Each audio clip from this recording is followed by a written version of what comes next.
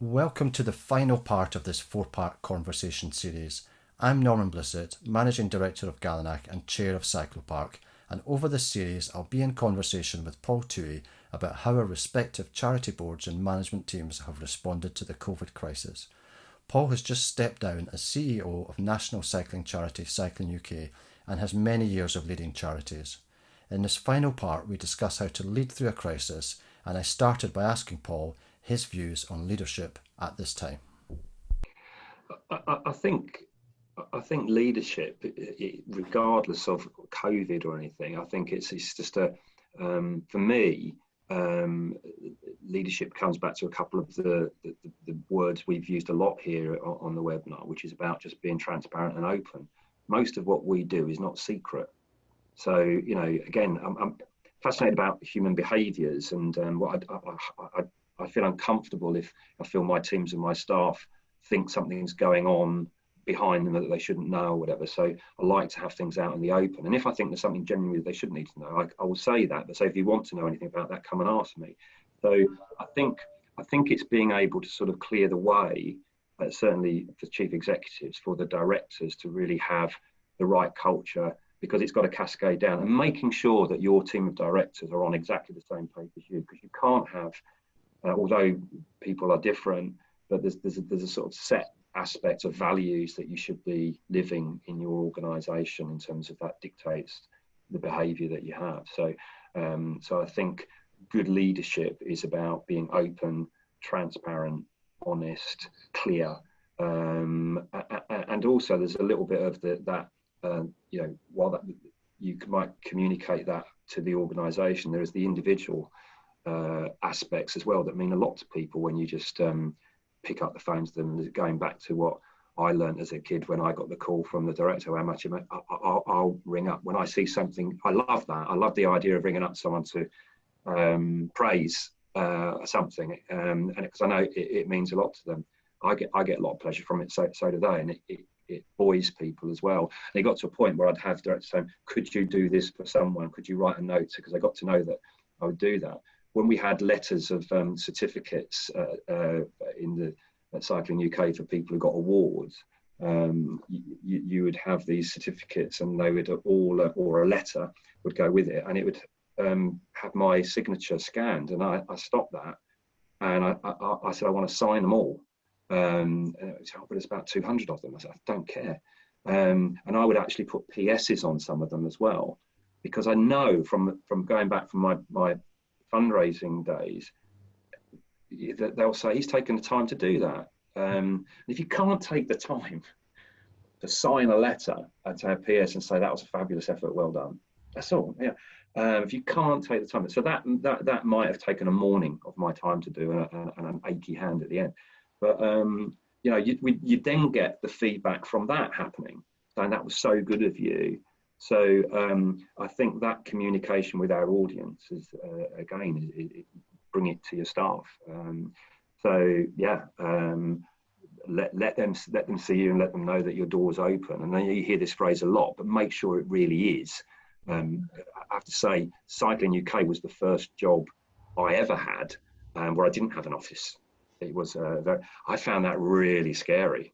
So I didn't have my cabin to hide away in. I had to be, but actually I actually got to really like it. I think there are times where you need private meetings and all the rest of it, but in general I actually really enjoyed. I felt more connected with the organisation as well through working that way.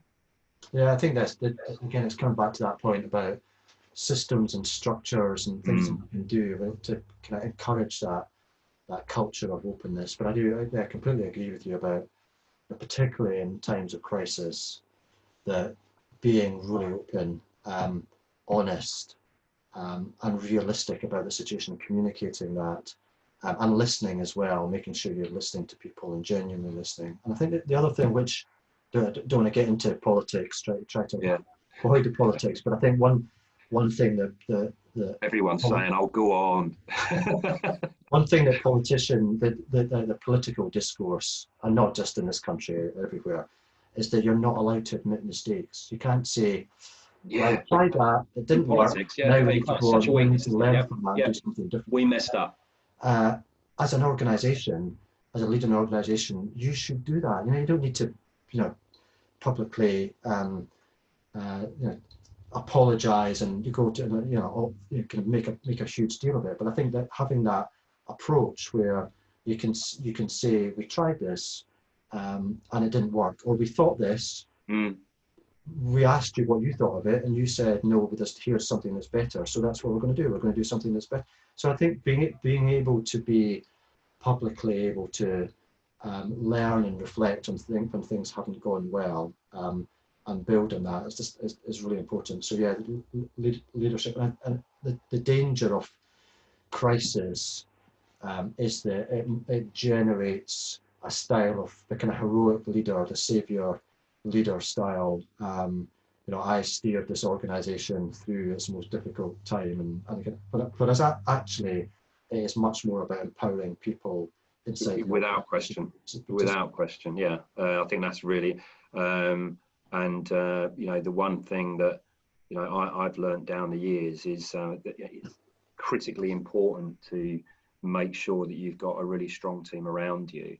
And definitely was very fortunate at Cycling UK to get a fabulous team, and also at Mentor when I was there, at a smaller organisation, but just really solid directors that manage the teams. And if you get that right, then you're 80% of the way there. It gives you that time and balance then to work with your chair and the board, and to build the foundations for the bridge, so that the whole thing then comes together. I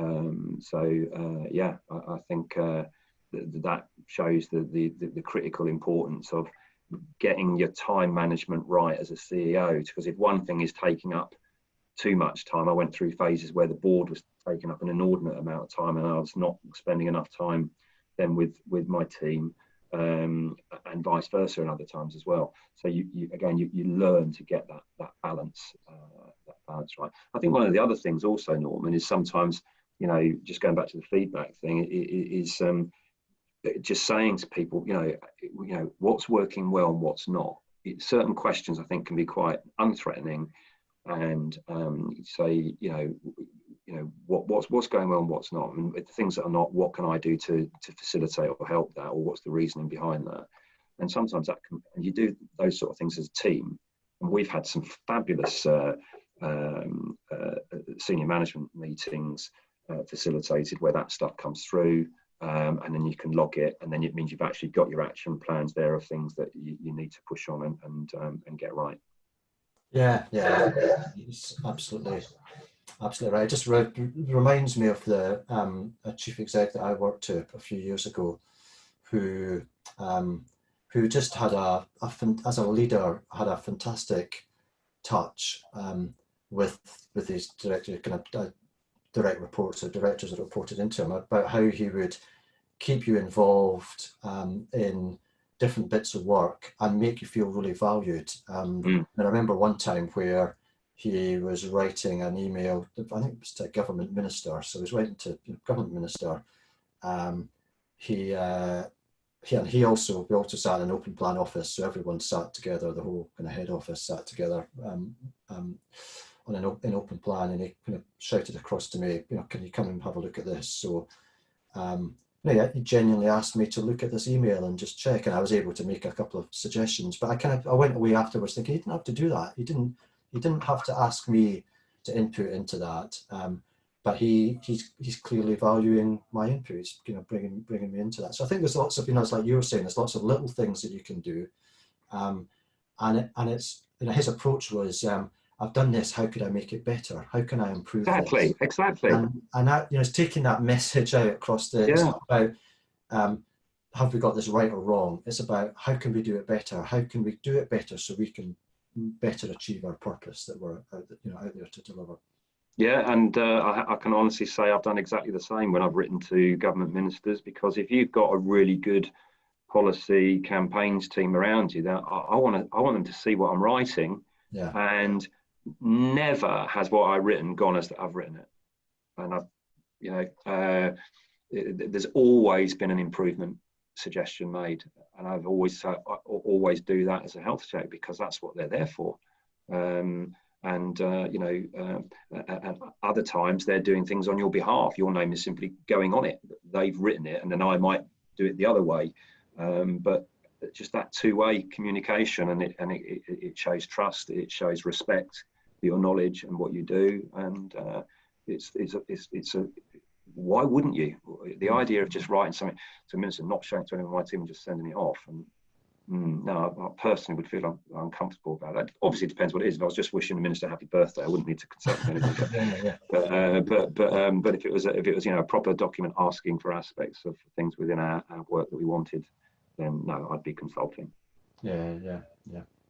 Well, look, Paul, that I think time's up on our conversation. So I'm just going to draw it to close. It's been a real pleasure to talk to you today and to share this conversation. Maybe just as a final point, final question for you. So you're no longer Chief Executive of Cycling UK. So what are you up to these days? Well, I'm at the moment enjoying riding my bike, which is something I've not been able to do for a while with all the commuting that went on, although commuting now is a forgotten word almost. So I'm now looking to be doing this sort of thing, really. I'm looking to sort of use my knowledge and experience, because I'm just passionate about the third sector. And just before COVID hit, I was doing some work with a few organisations, and I want to do a bit more of it, because I just think there's so much that we have to offer in the sector, and why keep it to yourself? And sometimes it just takes those little nudges and changes to really empower an organisation. So I quite like the fact of being so locked into one organisation for such a long period of time. I quite like to look at maybe throwing that knowledge out there a bit more, and sharing what I know, and people can either take it or leave it. But it's a fabulous sector that we work in. I absolutely adore it. But I still get frustrated that when I look at, I can see when things are broke, and when they don't quite, and I want to do that so that they do gel, and so I think sometimes some of the courses and things you see at conferences, for me, some are great, some just don't hit the mark, and I think some of those can be looked at. So I might look at looking about doing some work in those areas. But what's really, really nice is having the freedom to think about what one wants to do on that. Yeah. Well, good luck with that. Thank you.